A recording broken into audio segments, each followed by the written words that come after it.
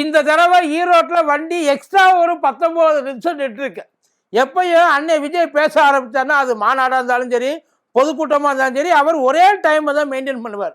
இந்த சென்னையிலேருந்து நம்ம ஊருக்கு போகிறோன்னு வைக்கல பஸ்ஸில், அப்போ பஸ்ஸு இடையில ஒரு இடத்துல நிப்பாட்டுவேன்.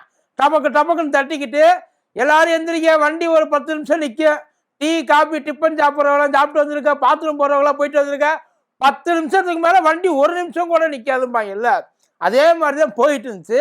எவனோ ஒருத்தன் அதை சொல்லிட்டான் போல, தலைவா நம்மளை ரொம்ப பண்ணுறாங்க, கொஞ்சம் எக்ஸ்ட்ரா ஏதாச்சும் இழுத்து பிடிச்சி நிற்க முடியுமா அப்படின்ற மாதிரி. அது எப்படிப்பா முடியும்னா, அங்கே தானே செங்கோட்டையன் என்ன நிற்கிறாரு, நான் சொல்லித்தர்றேன், ஏன் நீங்கள் கவலைப்படுறீங்க.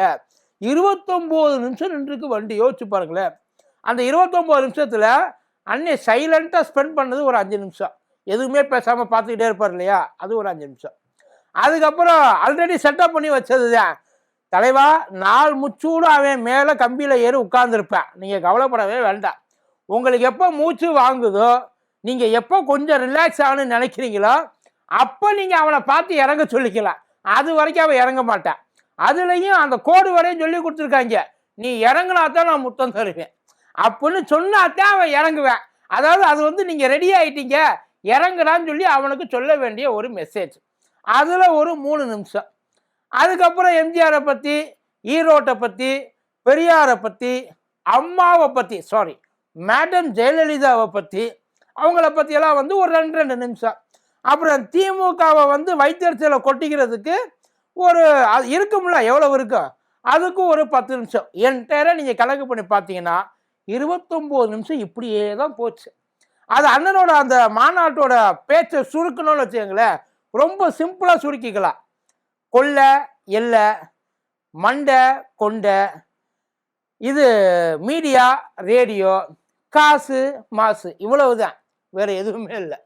அப்புறம் அண்ணன் இன்னும் என்னென்னலாம் பண்ணியிருக்காப்புல, இந்த மாநாடு எவ்வளவு சிறப்பாக நடந்திருக்கு, அதில் எவ்வளவு அவரோட அந்த கொள்கைகளை அப்படியே விரிச்சு காமிச்சிருக்காப்புல, இதெல்லாம் வந்து பார்க்க போகிறோம்.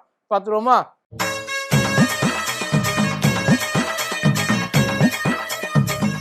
டயா பூஸ்டர் சுகரை கண்ட்ரோல் பண்ணும், உங்க ஆரோக்கியத்தை மீட்டு தரும். சர்க்கரையை கட்டுப்படுத்துறதுக்கான எளிமையான வழிமுறை, இயற்கையான வழிமுறை. அனைத்து மருந்து கடைகளிலும் கிடைக்கும். மதியம் நேரம் வணக்கம். இது மதியம் தர்பார் கூத்தடி கோப்பி.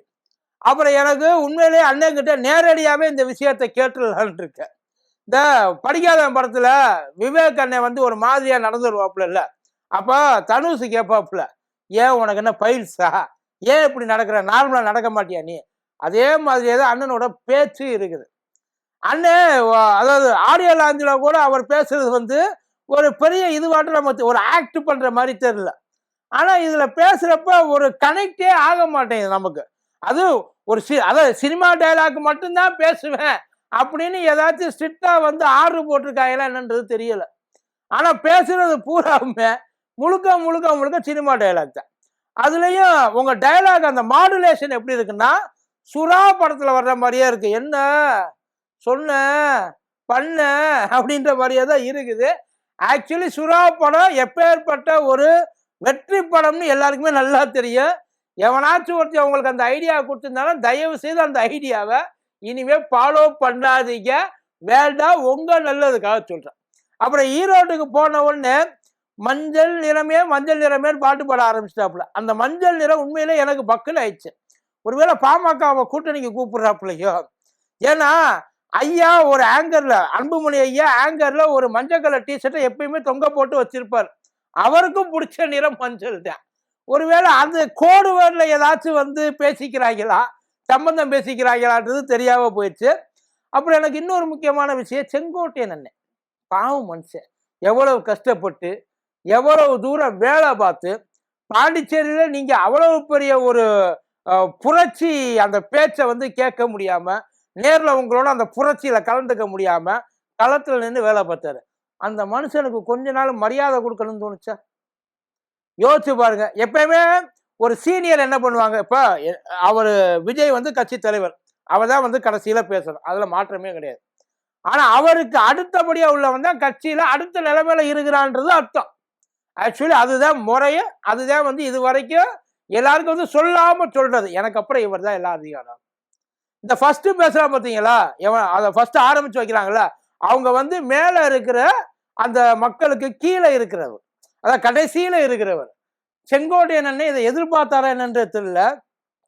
நமக்குன்னு ஏத்தி விட்டாங்க, போய் பேசுங்க, அண்ணன் வர்றது கொஞ்சம் டைம் ஆகும், அது வரைக்கும் நீங்க கொஞ்சம் பேசி எதையாச்சும் பேசுங்க, அதான் உங்க ஆளு தானே, உங்க இது தானே, ஏதாச்சும் பேசுங்கன்னு சொல்லி ஏத்தி விட்டாங்க. உண்மையிலே செங்கோட்டையன் அண்ணனோட ஆதரவாளர்கள் அங்கே ரொம்ப டென்ஷன் ஆயிட்டாங்க அந்த இடத்துல. அண்ணனா டென்ஷன் ஆயிருப்பார். எனக்கு தெரிஞ்ச அண்ணன் இன்னும் தாவேக்காவில் போயிட்டு அவர் விஜய் ஒன்று தலைவரால ஏத்துக்கிட்ட மாதிரி எல்லாம் தெரியல. இரண்டாவது தாவேக்காவை ஒரு கட்சி அவர் கன்சிடர் பண்ணிக்கிறாரான்றதும் தெரியல. தாவேக்காவை ஒரு வெப்பன் மாதிரி தான் அவர் யூஸ் பண்ணிக்கிறார், அவரோட பர்சனல் வெஞ்சன்ஸுக்காக. ஒன்றும் இல்லை, அதாவது இது அடுத்து ஆள போறது புரட்சி தலைவர் அப்படின்றத சொல்ல வந்தாரா, இல்ல புரட்சி தலைவி அப்படின்னு சொல்ல வந்தாரா, இல்ல புரட்சி தமிழர் அப்படின்னு சொல்ல வந்தாரான்றது தெரியல. புரட்சி அப்படின்றதோட நிப்பாட்டிட்டாப்புல. ஐயோ இது அந்த கட்சியில, நாம இப்ப இந்த கட்சியில இருக்கன்னு சொல்லிட்டு புரட்சி தளபதி. புரட்சி தளபதினோட நான் விஷாலுக்கு போயிட்டேன். நிஜமா அவர் தானே சார் புரட்சி தளபதி. அவருக்கு போயிட்டு ஒருவேளை விஷால சிஎம் ஆக்குவேன். எப்படி வந்து இங்க இவங்க அம்மாவோட பொண்ணுன்னு சொல்லிட்டு ஒருத்தவங்க வந்தாங்க இல்லைங்களா, அவங்க பேரு கூட மறந்து வச்சு பாருங்க, நல்ல பேர். அவங்கள நான் அம்மா வாக்குவேன்னு சொல்லி சத்தம் போட்டாங்க. டேய் தப்புடா, அப்படிலாம் பேசக்கூடாதுடா. அதனால அதே மாதிரியே புரட்சி தளபதி அப்படின்னால அங்க இருக்கிற அத்தனை பேருமே ஒரு நிமிஷம் கன்ஃபியூஸ் ஆட்டாங்க. அவருமே கொஞ்சம் மனசு வெறுத்து போயிட்டாருன்னு வைங்களேன். பட் வேற வழி இல்லை அவருக்கு இதை விட்ட. ஏன்னா அந்த இடத்துல ஒரு அரட்டி பண்ணோம். ஏன்னா நீ அங்கேதானே வந்து நிக்கணும். அடுத்து உனக்கு சப்போர்ட்டான இருக்கிற தமிழ்நாட்டிலே அவங்களுக்கு சப்போர்ட்டா இருக்கிற ஒரே இடம், அவங்களுக்கு குளுக்கோஸ் கொடுக்குற ஒரே இடம் அந்த ஒரு இடம் தானே. அதனால இதையும் நான் அடிச்சு காலி பண்றேன் ஒட்டு மொத்தமா. எப்படி நீ ஜெயிக்க போறதுல இவங்களும் ஜெயிக்க போறது இல்லை, ஆனா நீ ஜெயிக்க கூடாதுன்றதுல நான் உறுதியா இருக்கேன். நீ ரொம்ப கேவலமா தோக்க, அதுதான் அவரோட எண்ணமா இருந்திருக்கு. அண்ணனை உள்ளுக்குள்ள இறங்கி பேச விட்டு நிறைய செஞ்சாப்புல. அவர் இருக்கிற வெஞ்சன்ஸ் எல்லாம் எடுத்து வெளியில கொட்டிட்டு போயிட்டாப்புலன்னு வைங்கள. அதுக்கப்புறம் புரட்சி தளபதி மேல வர்றாப்புல. எனக்கு அப்படியே வருது பாருங்க, ஒரு தளபதி மேல வர்ற, சரி ரைட், அவர் மேல வர்றாருயா, அவர் மேல வந்து அவர் பேச ஆரம்பிக்கிறாப்புல. பேச ஆரம்பிக்கிறப்ப பேச்சுவாக்குல ஒரு விஷயம், எங்களுக்கு நிறைய வேலை இருக்கு. என்ன வேலை இருக்கு? இது வரைக்கும் எவ்வளவு போராட்டம் பண்ணிருக்கீங்க? அரசியல் கட்சி ஆரம்பிச்சு 2 வருஷம் ஆச்சுல்ல, எவ்வளவு ஆர்ப்பாட்டம் பண்ணிருக்கீங்க? எத்தனை முறை கைதாகிருக்கீங்க? எத்தனை முறை காவல்துறையோட நேரடியா சண்டை போட்டிருக்கீங்க? எனக்கு புரியல. வேலை இருக்குன்னா கோவாவுக்கு போகணுமா?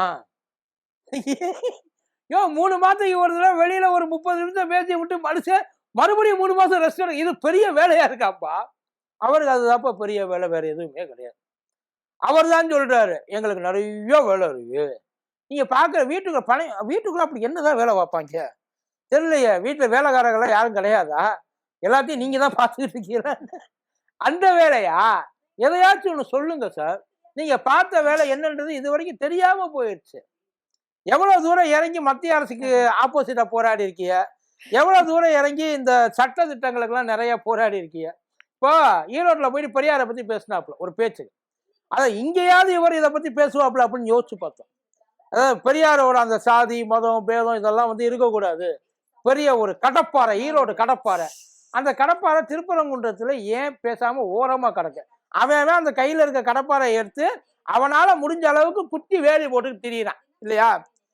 உங்க கடப்பாறையை நீங்க ஏன் பூஜை பண்ணிக்கிட்டே இருக்கீங்கன்றதான் தெரிய மாட்டேங்குது. வாயை திறந்து இருக்கலாம்ல.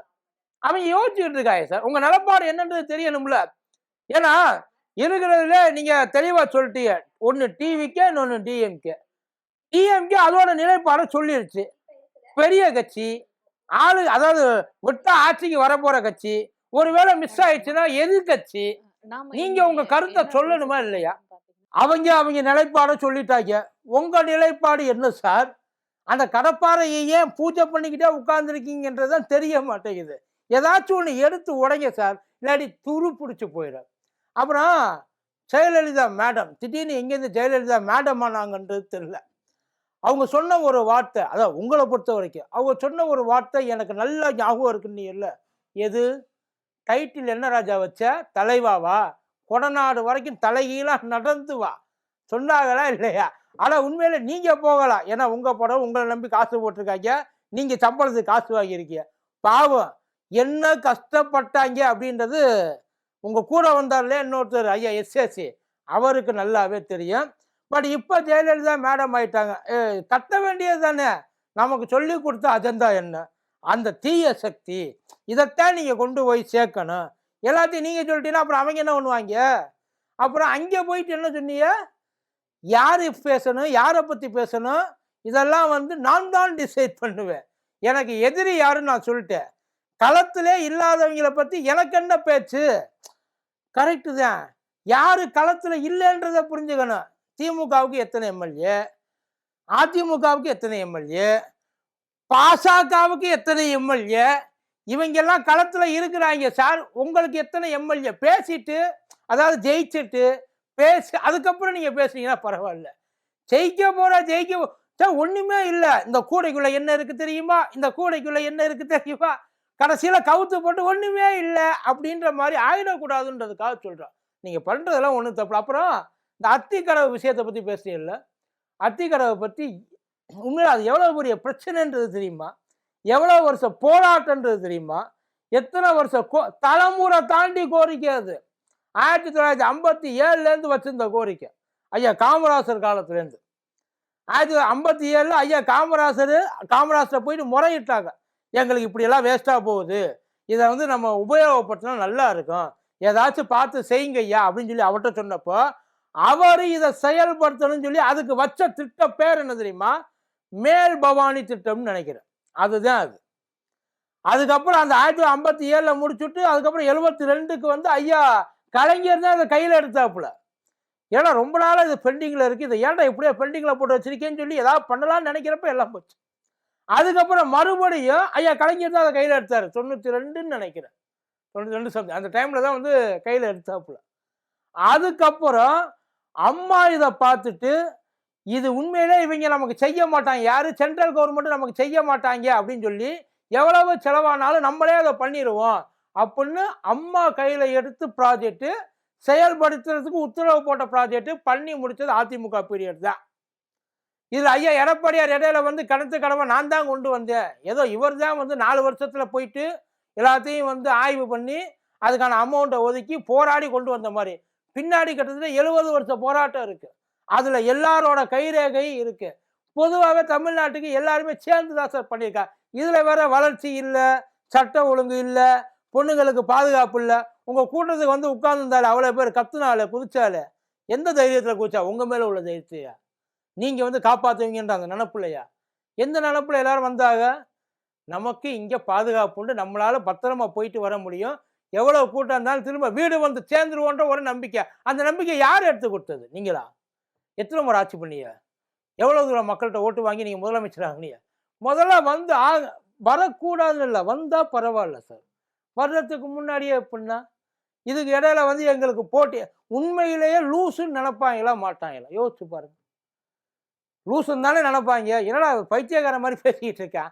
என்னென்ன பரீட்சை எழுத போனவே பரீட்சை எப்படி இருக்கு, என்ன மாதிரி கொஸ்டின் கேட்பாங்க, எப்படி ட்ரிக்கியா இருக்கும், அதை எவ்வளோ டைமுக்குள்ள முடிக்கணும், அந்த பரீட்சைக்கு நம்ம எப்படி ப்ரிப்பேர், இதெல்லாம் ஆல்ரெடி பரீட்சை எழுதினவன், ஒன்றுமே தெரியாதவன், இது வரைக்கும் படிக்காதவன் பப்ளிக் எக்ஸாமுக்கு போகிறப்ப நான் ஸ்டேட் ஃபர்ஸ்ட் வந்துடுவேன்னு சொன்னால் எப்படி இருக்கும்? அதே தான் இங்கேயும் நடக்குது. இன்னும் நிறைய காமெடியெல்லாம் நடக்கும், பார்ப்போம். இன்னும் கூடிய சீக்கிரம் போகிற இடமெல்லாம் இதாண்ட. அதுலேயும் ஒரு அம்மா சொன்னிச்சு, எனக்கு உண்மையிலே ஆடி போச்சு. என் வீட்டில் எவனாச்சும் ஒருத்தர் விஜய்க்கு ஓட்டு போட மாட்டேன்னு சொன்னா வீட்டில் 9 பேர் இருக்கு, அத்தனை பேரையும் வச வச்சு கொண்டுருவேன்ருச்சு. தற்கொலை மாதிரி தான் இருப்பாங்க பார்த்தா இப்போ தற்கொலை படையாக மாறிக்கிட்டு இருக்காங்க சார். இவங்களோட வெறி வேற லெவலில் வந்து ஏறிக்கிட்டு இருக்கு. பார்த்து பத்திரம், வேற எதுவும் இல்லை. நன்றி.